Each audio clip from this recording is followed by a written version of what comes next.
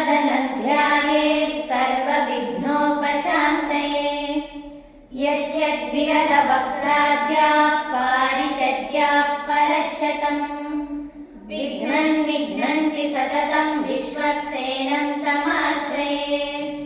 व्यासं वसिष्ठनप्तारं शक्तेः पौत्रमकल्मषम् पराशरात्मजं वन्दे शुकतातं तपोनिधिम्। व्यासाय विष्णुरूपाय व्यासरूपाय विष्णवे नमो वै ब्रह्मनिधये वासिष्ठाय नमो नमः। अविकाराय शुद्धाय नित्याय परमात्मने सदैकरूपरूपाय विष्णवे सर्वजिष्णवे। यस्य स्मरणमात्रेण जन्मसंसारबन्धनात् विमुच्यते नमस्तस्मै विष्णवे प्रभविष्णवे। ॐ नमो विष्णवे प्रभविष्णवे। श्रीवैशम्पायन उवाच श्रुत्वा धर्मानशेषेण पावनानि च सर्वशः युधिष्ठिरः शान्तनवं पुनरेवाभ्यभाषत।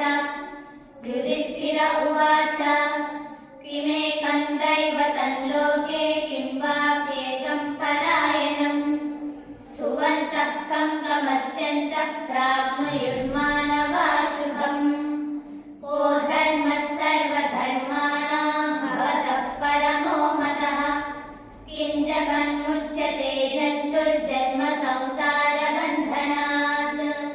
श्रीभीष्म उवाच जगत्प्रभुं देवदेवमनन्तं पुरुषोत्तमम् स्तुवन्नाम सहस्रेण पुरुषः सततोत्थितः। तमेव चार्चयन् नित्यं भक्त्या पुरुषमव्ययम् ध्यायन् सुवन्नमस्यंश्च यजमानस्तमेव च।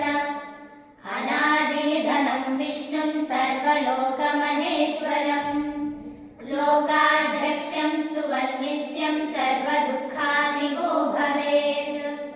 ब्रह्मण्यं सर्वधर्मज्ञं लोकानां कीर्तिवर्धनम् लोकनाथं महद्भूतं सर्वभूतभवोद्भवम्। एष मे सर्वधर्माणां धर्मोऽधिकतमो मतः यद्भक्त्या पुण्डरीकाक्षं सवैरच्छेन्नरः सदा।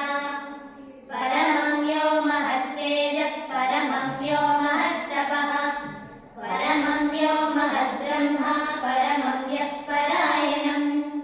पवित्राणां पवित्रं यो मङ्गलानां च मङ्गलम् दैवतं देवतानां च भूतानां यो व्ययः पिता। यतः सर्वाणि भूतानि भवन्त्यादियुगागमे यस्मिंश्च प्रलयं यान्ति पुनरेव युगक्षये। तस्य लोकप्रधानस्य जगन्नाथस्य भूपते विष्णोर्नाम सहस्रं मे शृणु पापभयापहम्। यानि नामानि गौणानि विख्यातानि महात्मनः ऋषिभिः परिगीतानि तानि वक्ष्यामि भूतये।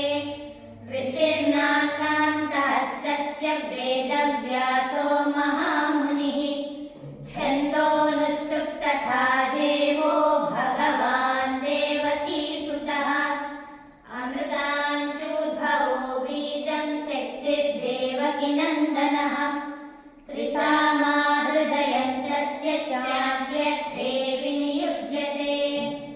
विष्णुं विष्णुं महाविष्णुं प्रभविष्णुं महेश्वरम् अनेकरूपदैत्यान्तं नमामि पुरुषोत्तमम्।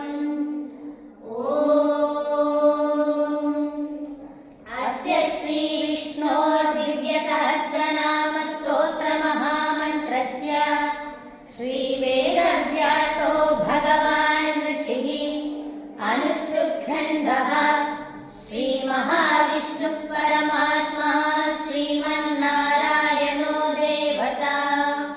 अमृतांशुद्भवो भानुरिति बीजं देव देवकी नन्दनस्रष्टेति शक्तिः उद्भवः क्षोभनो देव इति परमो मन्त्रः शङ्खभृन्नन्दकी चक्रीति कीलकम् शार्ङ्गधन्वा गदाधर इत्यस्त्रम् रथाङ्गपाणिरक्षोभ्य इति नेत्रम् त्रिसामासामगः सामेति कवचम् आनन्दम् परब्रह्मेति योनिः ऋतुः सुदर्शनः काल इति दिग्बन्धः श्रीविश्वरूप इति ध्यानम् श्रीमहाविष्णुप्रीत्यर्थे सहस्रनाम जपे